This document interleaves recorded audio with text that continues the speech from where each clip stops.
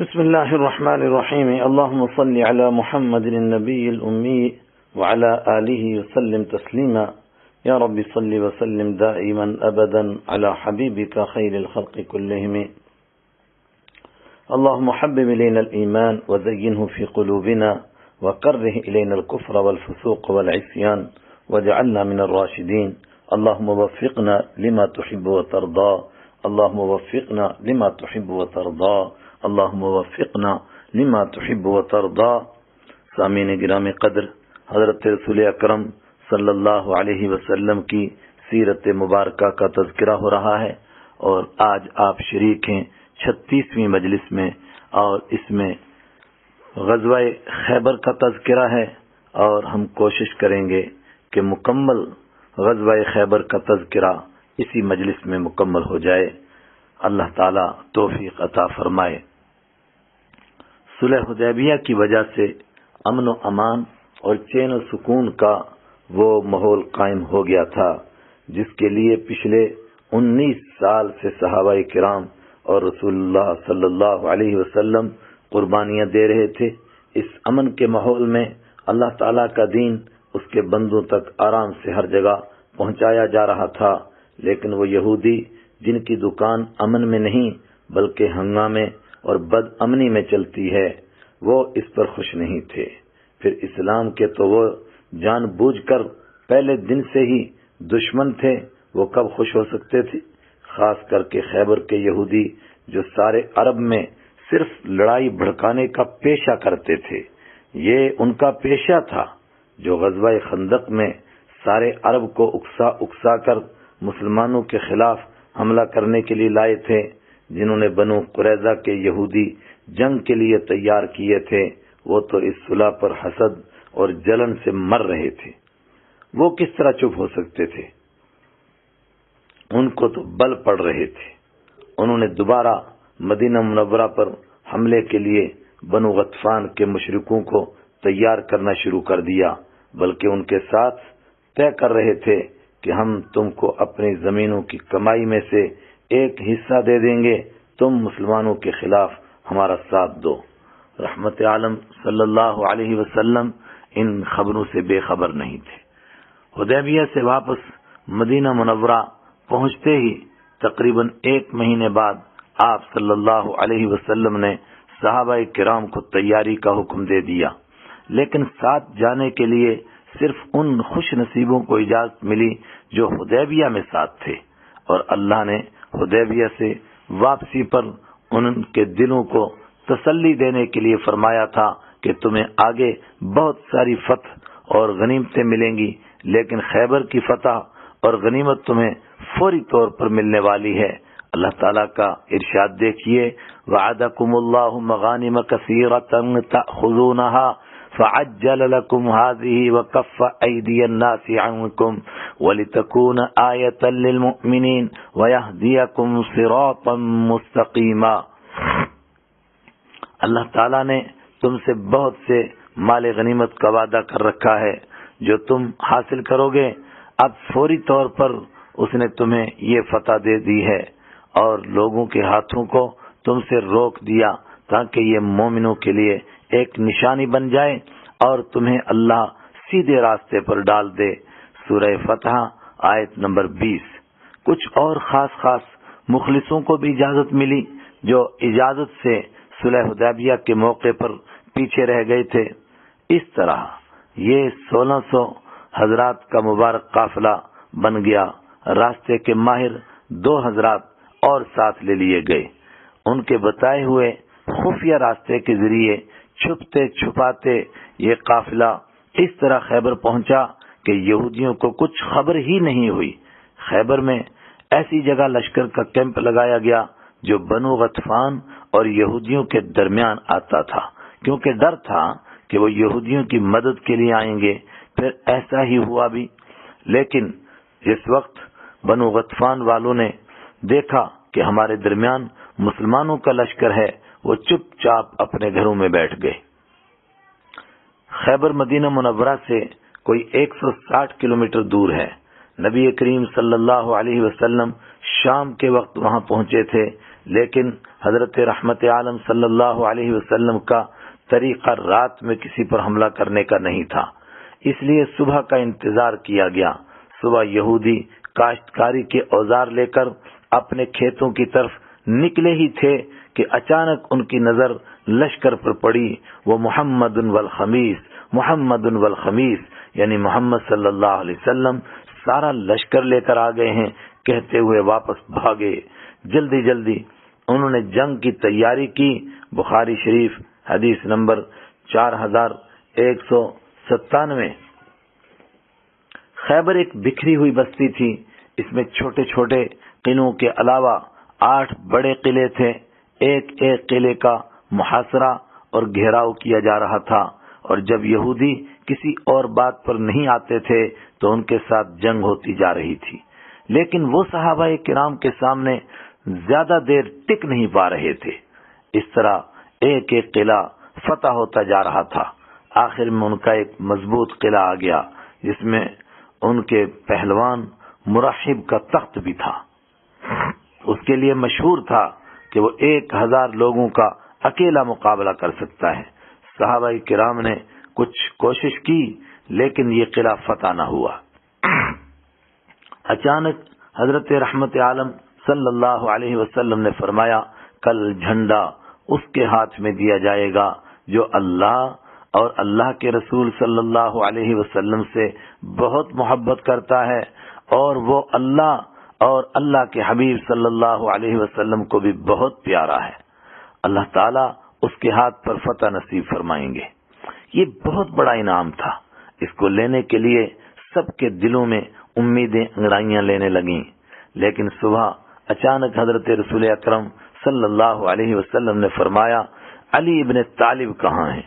عرض کیا گیا، حضرت ان کی آنکھیں دکھ رہی ہیں۔ فرمایا ان کو ہی بلاؤ۔ وہ بلا کر لائے گئے۔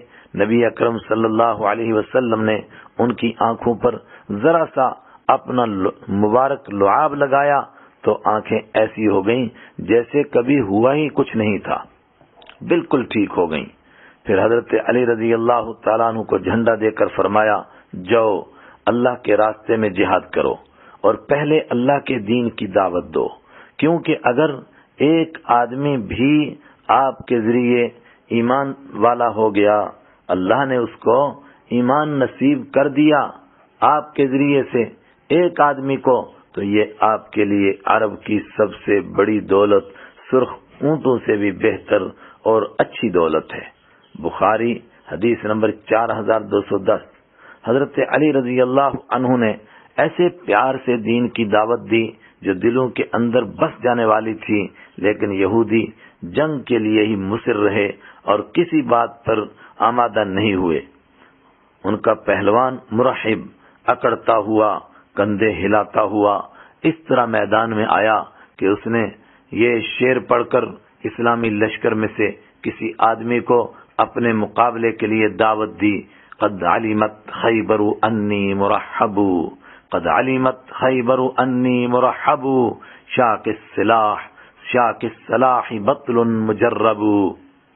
خیبر کو اچھی طرح معلوم ہے میں مرحب ہوں، ہتھیار لگانے والا، پہلوان اور تجربہ کار ہوں۔ عرب کی جنگ کا وہی طریقہ جو میں نے بدر اور احد میں عرض کیا کہ ان کی طرف سے جب کوئی آدمی آ کر کے اعلان کرتا ہے حل من مبارز، ہے کوئی میرے مقابلے میں آنے والا، ایسا نہیں ہوتا کہ سارے لوگ اس کو مارنے کے لیے ٹوٹ پڑیں، اس کے مقابلے کے لیے ایک ہی آدمی ادھر سے بھیجا جاتا ہے۔ جب مرحب نے یہ اعلان کیا، اس کے مقابلے میں اسلامی لشکر میں سے حضرت عامر بن اقوع رضی اللہ تعالیٰ عنہ یہ شعر پڑھتے ہوئے میدان میں آئے، قد علمت خیبر انی عامر، شاک السلاح بطل مغامر۔ خیبر اچھی طرح جانتا ہے میں عامر ہوں، ہتھیار لگانے والا، پہلوان اور جنگ کرنے والا ہوں۔ اس نے حضرت عامر رضی اللہ تعالیٰ عنہ پر حملہ کیا۔ انہوں نے اس کا حملہ اپنی ڈھال سے روک لیا، لیکن جب خود تلوار نکال کر اس کی پنڈلی پر ماری تو تلوار چھوٹی ہونے کی وجہ سے ہٹ کر ان کے گھٹنے پر آ لگی اور اسی زخم سے وہ شہید ہو گئے۔ کچھ لوگ ان کے بارے میں باتیں کرنے لگے کہ یہ تو اپنی ہی تلوار سے مارے گئے ہیں، اس پر نبی اکرم صلی اللہ علیہ وسلم نے اپنی دونوں انگلیوں سے اشارہ کرتے ہوئے فرمایا ان کے لیے دوہرا ثواب ہے. یعنی لوگ تو یہ سوچ رہے تھے کہ شاید ان کو شہادت نصیب نہیں ہوئی چونکہ اپنی تلوار سے زخمی ہوئے تھے، اس پر آپ نے فرمایا ان کے لیے دوہرا ثواب ہے. پھر شیر خدا حضرت علی رضی اللہ تعالی عنہ خود اس کے مقابلے میں نکلے. وہ یہ شعر پڑھتے جا رہے تھے، اللہ اکبر. انا الذی سمتنی امی حیدرہ، انا الذی سمتنی امی حیدرہ کلیس غابات کریہ المنظرہ. میں وہ ہوں کہ میری ماں نے میرا نام غضبناک شیر رکھا ہے. میں جنگلوں کے شیر کی طرح ہوں اور بہت ڈراونا ہوں. یہ کہہ کر میدان میں آئے، پھر لہرا کر اتنی زور سے تلوار ماری کہ وہ سر سے لے کر کمر تک 2 حصوں میں بٹ گیا.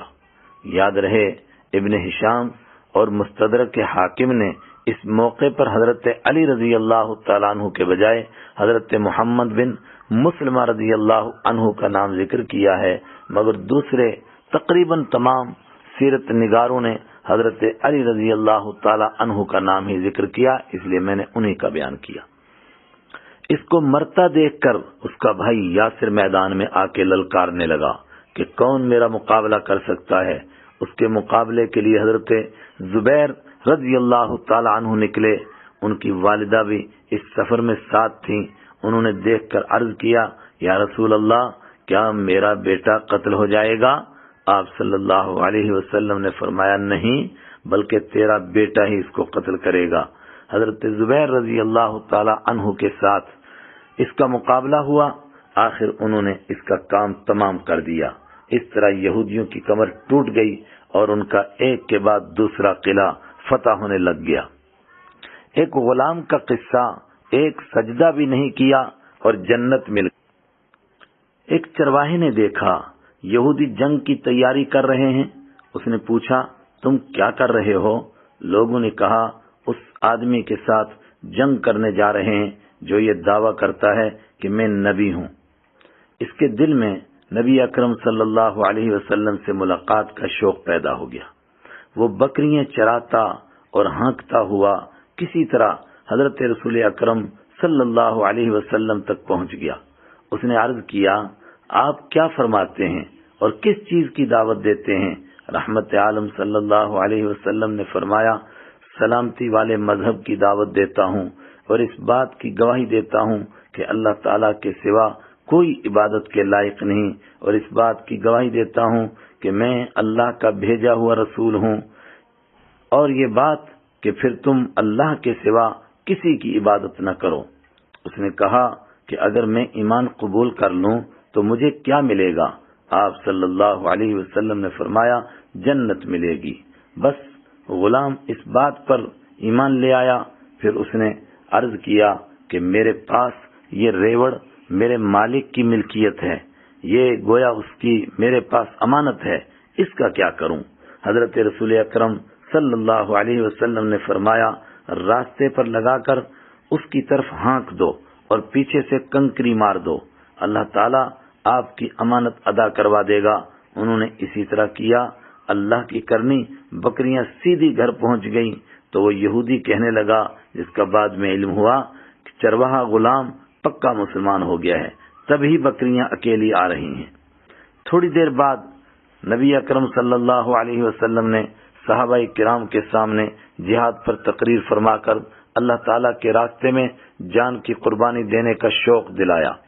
جنگ چھڑی اور فتح کے بعد شہیدوں میں اس غلام کی لاش بھی ملی.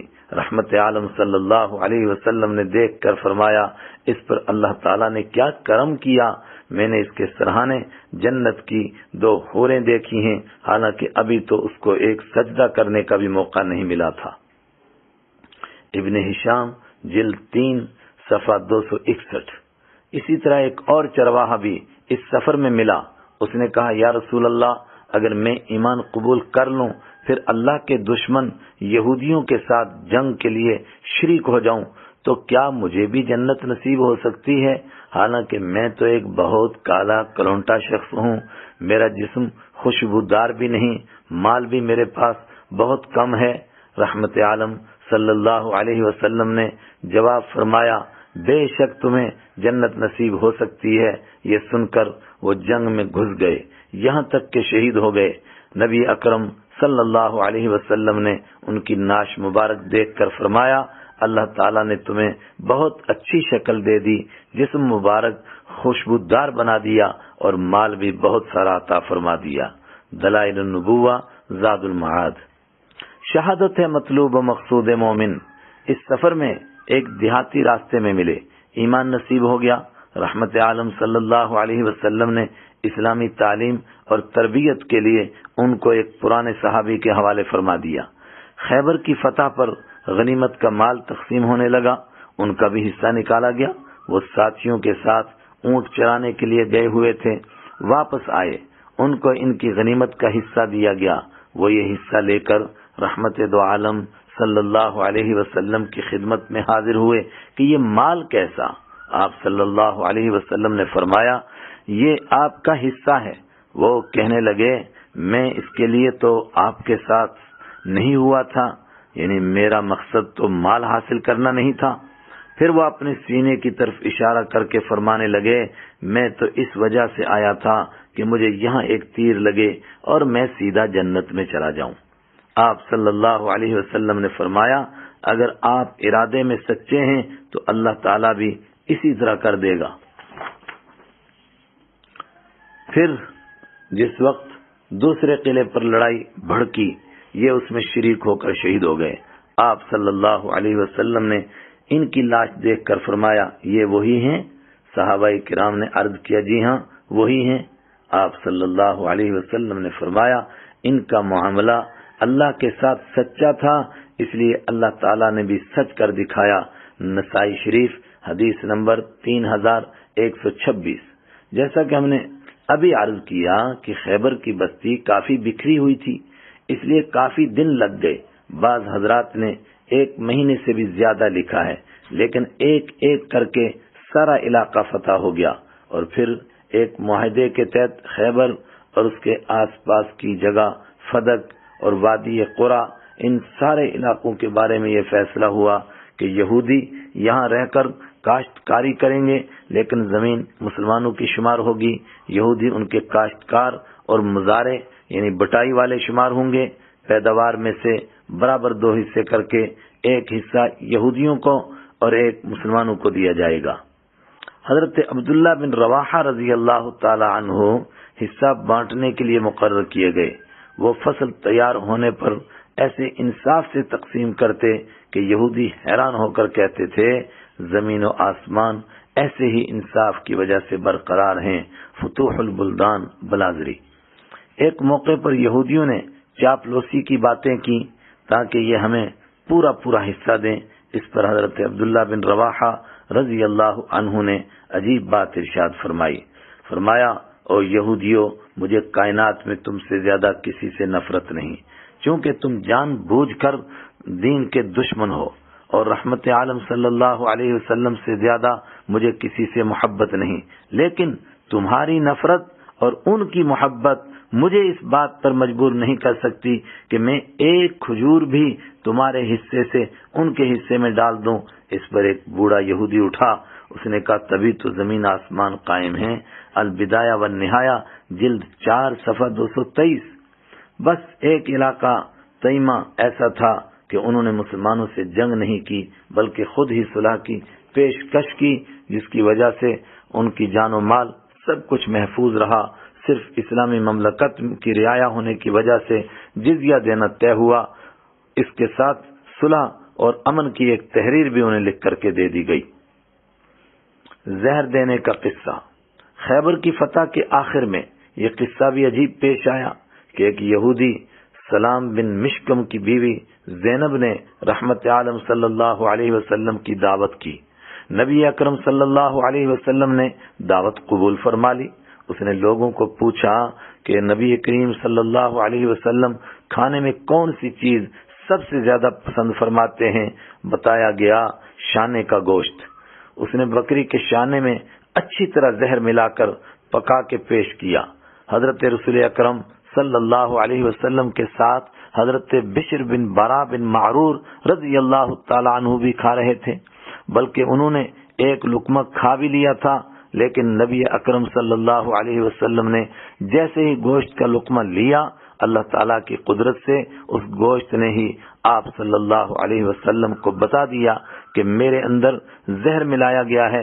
نبی کریم صلی اللہ علیہ وسلم نے بشر بن معرور رضی اللہ تعالی عنہ کو بھی کھانے سے منع فرمایا کہ اس میں زہر ملایا گیا ہے۔ پھر یہودیوں کو بلا کر پوچھا گیا کہ ایسا کیوں کیا؟ انہوں نے یہ بات تسلیم کی کہ ہم نے جان بوجھ کر اس میں زہر ملایا تھا۔ نبی اکرم صلی اللہ علیہ وسلم نے فرمایا کیوں؟ انہوں نے عجیب جواب دیا، ہم نے سوچا تھا کہ اگر آپ سچے ہوں گے تو آپ کو کوئی نقصان نہیں پہنچے گا، اور نعوذ باللہ اگر جھوٹے ہوئے تو ہمیں نجات مل جائے گی۔ یاد رہے ایک لقمہ جو آپ نے منہ میں لیا تھا اور پھر تھوک دیا، جس نے آپ کو بتایا کہ میرے اندر زہر ملایا گیا ہے، اس کا اپنی جگہ اثر کسی درجے میں باقی رہا، یہاں تک کہ جب آپ دنیا سے تشریف لے جا رہے تھے تو آپ نے فرمایا کہ وہ زہر اب اپنا اثر ظاہر کر رہا ہے۔ اس عورت کو بلا کر پوچھا گیا، اس نے بھی جرم کا اقرار کیا، اور کچھ روایتوں میں آتا ہے کہ اس نے اوپر والی بات دہرائی، یعنی اس نے کہا کہ میں نے اسی لیے ملایا تھا تاکہ اگر آپ سچے ہیں تو آپ کی سچائی ظاہر ہو جائے۔ صحابہ کرام نے عرض کیا کہ ہم اس کو قتل کر دیں، فرمایا بالکل نہیں۔ بخاری شریف حدیث نمبر 4239۔ لیکن جب اس زہر کی وجہ سے حضرت بشر بن معرور رضی اللہ تعالیٰ عنہ کا انتقال ہو گیا، تب اس عورت کو ان کے بدلے میں قتل کیا گیا۔ حضرت رسول پاک صلی اللہ علیہ وسلم کو زہر دینے کی وجہ سے نہیں، آپ نے تو ان کو معاف کر دیا تھا۔ اور بعض روایتوں میں یہ بھی آیا ہے کہ نبی اکرم صلی اللہ علیہ وسلم کا یہ معجزہ دیکھ کر ان کو ایمان ہی نصیب ہو گیا تھا، لیکن قانون کے مطابق اس کے باوجود ان کو ان کی وجہ سے ان کے بدلے میں قتل کیا گیا۔ بیہقی شریف۔ اس قصے میں ایک خاص بات پر غور کیجئے کہ جنگ اپنی جگہ، لیکن دعوت دشمنوں کی بھی کی جاتی تھی اور قبول بھی کی جاتی تھی، یعنی انسان اخلاق میں اتنے نہیں گرے تھے جتنے آج گر گئے ہیں۔ ہائے آج سب کچھ لٹ گیا، انسان کہاں سے کہاں پہنچ گیا۔ مہاجرین حبشہ کی واپسی، جو لوگ مکہ سے ہجرت کر کے حبشہ گئے تھے، ان کی بڑی تعداد تو آہستہ آہستہ واپس آ گئی تھی، کچھ شروع میں کچھ اس کے بعد آہستہ آہستہ، لیکن ابھی کچھ حضرات باقی تھے جن میں حضرت جعفر رضی اللہ تعالی عنہ بطور خاص تھے، اور ان کے ساتھ یمن کے حضرت ابو موسیٰ اشعری رضی اللہ تعالی عنہ بھی تھے۔ حضرت ابو موسیٰ اشعری رضی اللہ تعالی عنہ 50 یا 52 یا 53 آدمیوں کو لے کر اپنے ملک سے ہجرت کر کے رسول رحمت صلی اللہ علیہ وسلم کی خدمت میں حاضری کے لیے ایک کشتی میں بیٹھے تھے، لیکن ہوا کے دباؤ سے وہ کشتی سیدھی حبشہ پہنچ گئی۔ پھر وہ وہاں ہی حضرت جعفر رضی اللہ عنہ کے ساتھ رہ گئے۔ اس موقع پر وہ سب حضرات حبشہ سے سیدھے خیبر تشریف لے آئے۔ رحمت عالم صلی اللہ علیہ وسلم کو ان کے آنے کی بڑی خوشی ہوئی۔